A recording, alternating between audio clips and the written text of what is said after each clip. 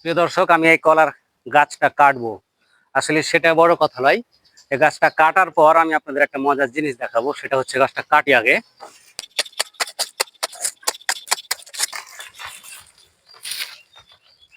এই যে কলার গাছটা মোটামুটি পড়ে গেল। তা আমি এবং দেখছি যে কলাগুলো পেকে গেছে আর কি, কাঁঠালি কলা।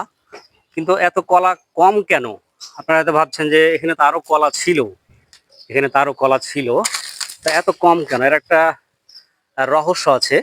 যে যখনই আমার কলা খাওয়ার প্রয়োজন হয়েছে কাঁচা কলা সবজি হিসেবে, তখন আসলে দু চারটা করে আমি পেড়ে নিতাম। এই জন্য আসলে কলাটা আসলে কম আছে এবং শেষমেশ যেটুকু খেতে পারি নাই সেটুকু আর কি পাকার উপক্রমে যে পেকে গেছে আপনারা দেখছেন। তো এইটা দেখে আমার আর একটা জিনিস মনে পড়লো যে আপনাদের বাড়িতে তো গরু ছাগল আছে, তাই না?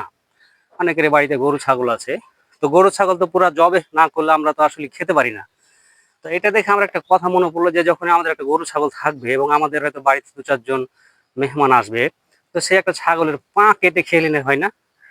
মানে এটার মতো আর কি। মানে আমি আজকে একটা গরু আমার ছাগলের পা কেটে নিবো, আর 10 দিন পর আর একটা পা কাটবো।